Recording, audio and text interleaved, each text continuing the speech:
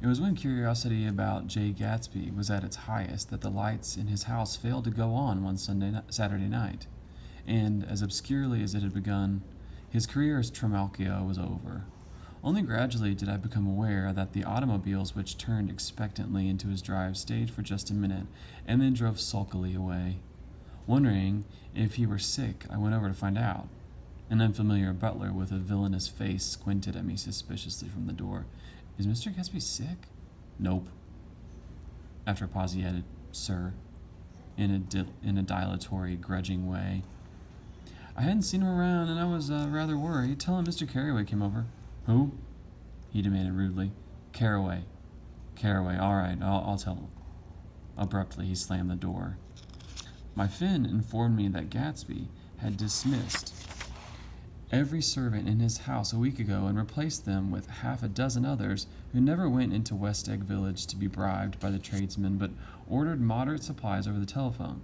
The grocery boy reported that the kitchen looked like a pigsty, and the general opinion in the village was that the new people weren't servants at all. Next day, Gatsby called me on the phone. Going away? I inquired. No, old sport. I hear you fired all your servants.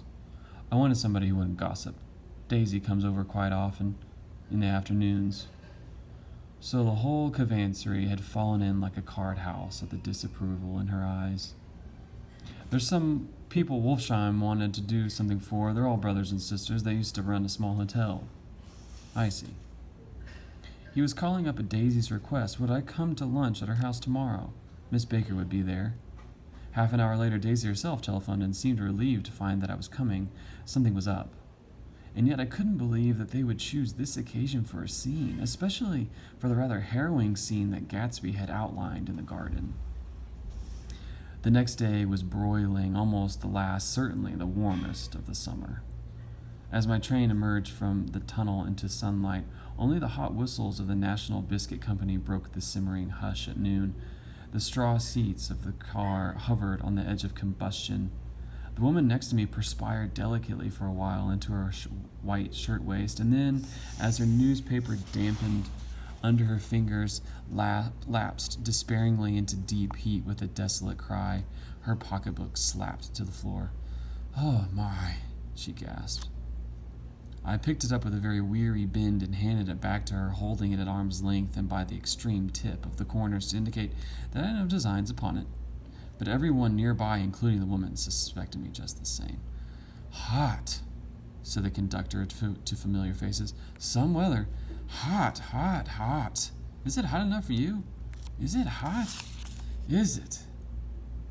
My commutation ticket came back to me with a dark stain from his hand. That anyone should care in this heat, whose flushed lips he kissed, whose head made damp the pajama pocket over his heart. Through the hall of the Buchanan's house flew a faint wind, carrying the sound of the telephone bell out to Gatsby and me as we waited at the door. The master's body, roared the butler into the mouthpiece. I'm sorry, madam, but we can't furnish it. It's far too hot to touch this noon.